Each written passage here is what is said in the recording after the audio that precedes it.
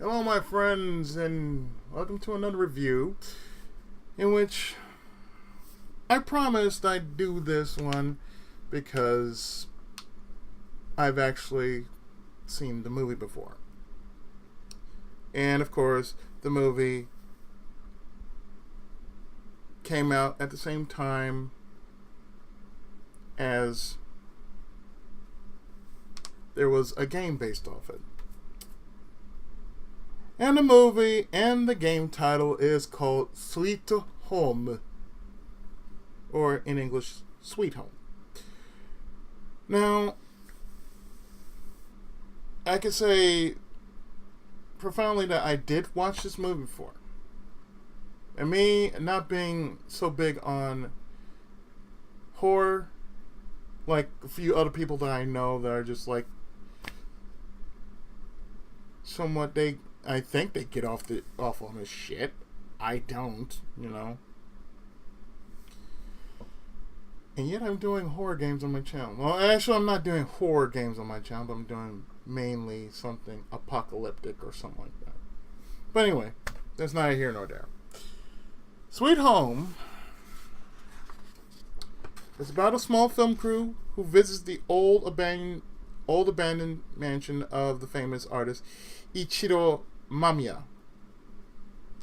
He left several precious frescoes inside the house, and the team wants to restore and publish the paintings and film a documentary about the artist and his work.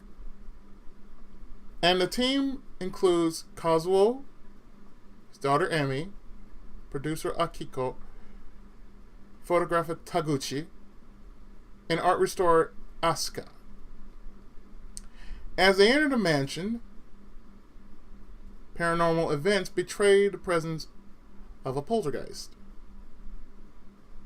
Soon, Asuka is possessed by the infuriated ghost of Lady Mamiya, Ichiro's wife, and then the team discovers a makeshift grave where a toddler is burned.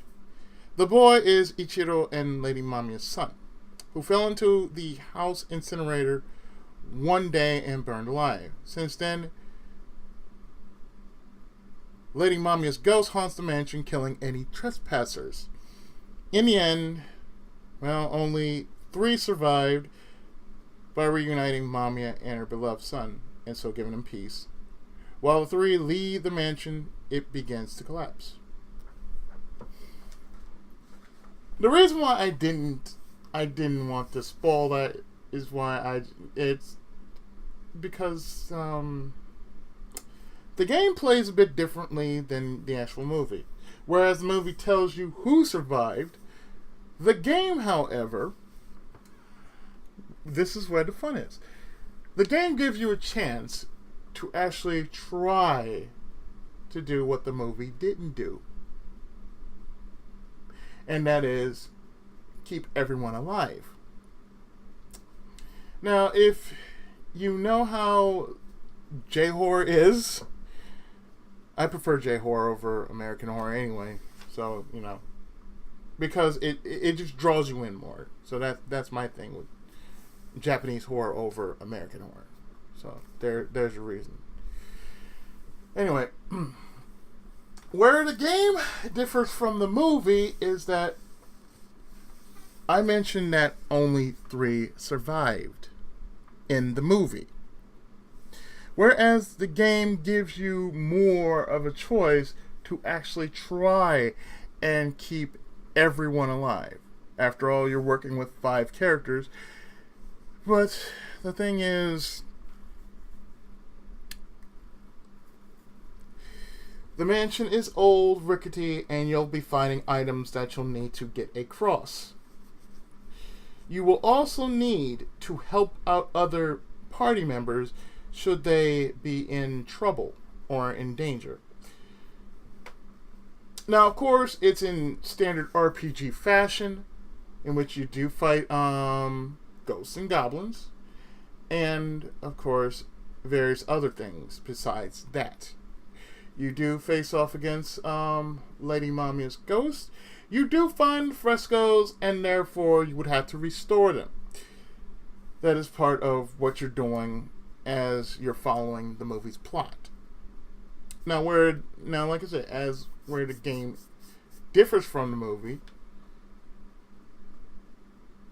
this is like the only game that has permadeath. The only survival horror game that I know that has permadeath. And that means if one character dies, you cannot get them back. In standard RPG fashion, in which normally how you get a character back is through means of restoration and revival potions. Here, no. In horror aspect, once they're dead, they dead. You don't get them back. And it does indeed alter the ending somehow. And mind you, this became the basis of what we now know as survival horror. The survival horror video game. And this was made by Capcom of 1989. Now, as I mentioned before, this is long before Resident Evil. This is long before Resident Evil became big. This was the game that first kicked off survival horror for Capcom. The downside to Capcom now is that they lack inspiration, and they don't draw inspiration from older projects. Most likely, like various other game companies, which have done so in the past, in which they've drawn inspiration from other projects and therefore brought them out. Now, of course, the game itself, you have to be very tact with. You are working with time, so therefore you can't waste no time fucking around. I mean, every person has at least one good skill that will be needed while you're traipsing around the mansion. And as I said before, you're working with permadeath. So therefore, should anything happen, whether they lose health or they die by anything, and I mean anything, anything could pretty much kill you. Or if not kill you, then it's going to do something else to you. You're going to get damaged, or you might be in deeper shit. But why did I decide to review this? No, I'm not going to do the game. I'm pretty sure I've seen Corn Shack do the entirety of the game. I'm pretty sure Deceased Crab did that as well. But I'm not one of those people who are not real big on horror. Even though there are people out there who may think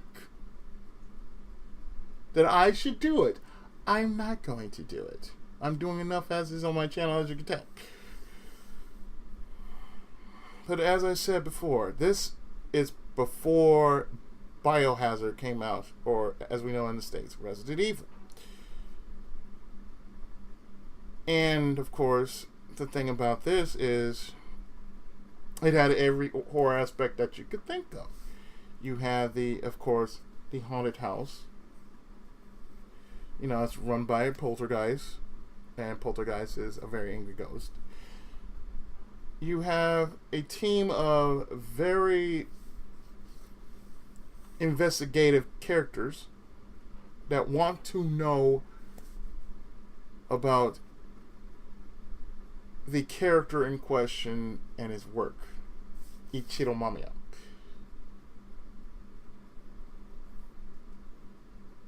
Now, the thing about it is there is character possession, which you really don't see much in pretty much any other movie you've ever seen. And, you know, that's a rare thing you get to see. But for those who are wondering, yes, I prefer Japanese horror over American horror. Because it tells a better story, I feel. And this is probably one of the better stories I've seen so far. I think this was my first brush with Japanese horror. Because, like I said, I've seen the movie on YouTube. Purge, yes, but, I didn't have, imagination back then. So, YouTube was the only thing I can go to or use at the time. And as I said before,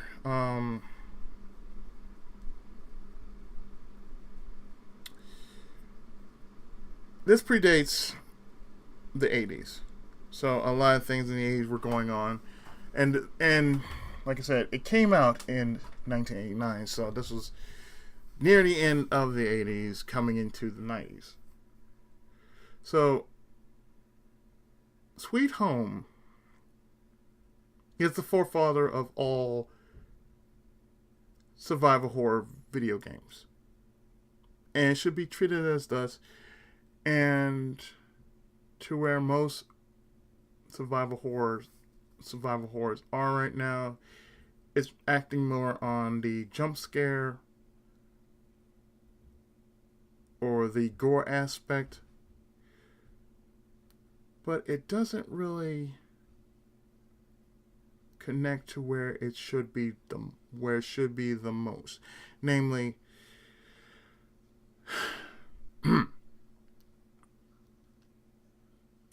where it's supposed to be, namely fear.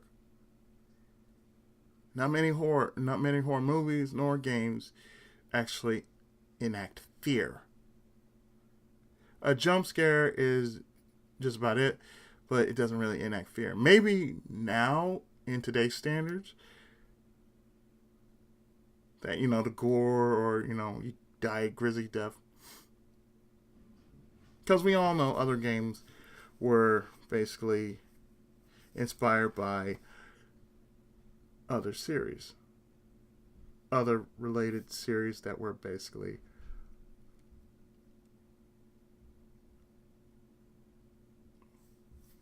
in kind were excuse me.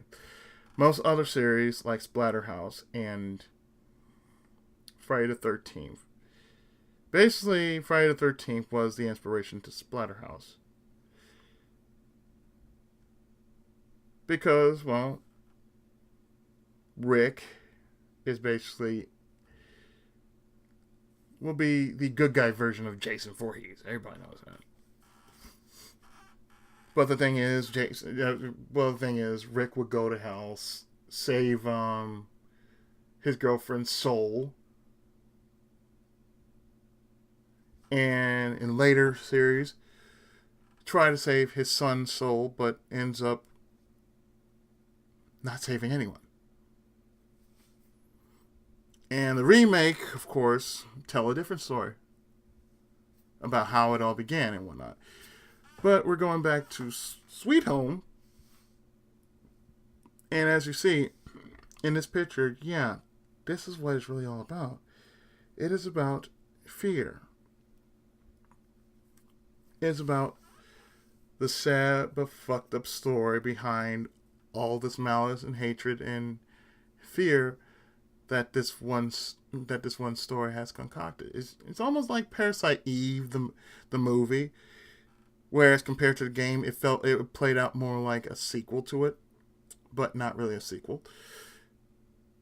What I feel Capcom should do, which I doubt they're going to do, since they're doing Dead Rising 4, since that's in the works, what I think they should do, and if I were anybody from Capcom, is I would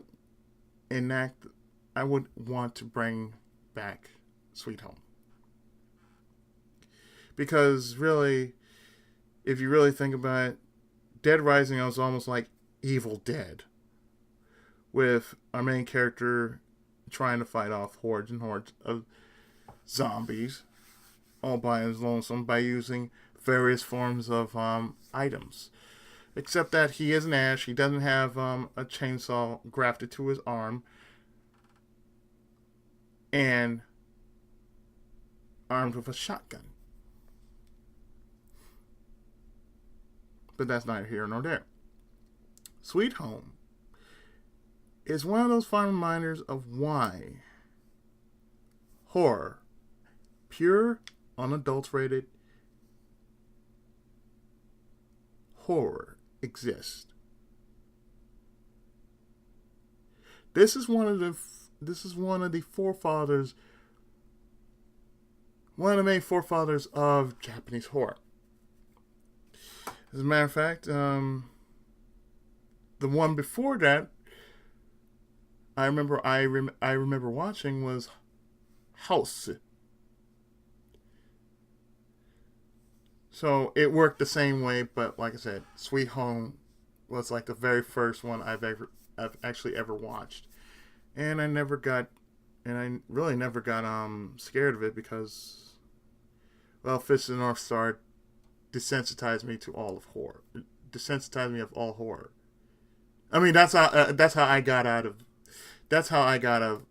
being scared of horror, because horror doesn't really get me. It's usually violence and or gore, extreme violence and or gore that would get me. I mean, granted that any kill that would be made in Sweet Home, yeah, that would make me gasp a bit, but it wouldn't just outright scare me.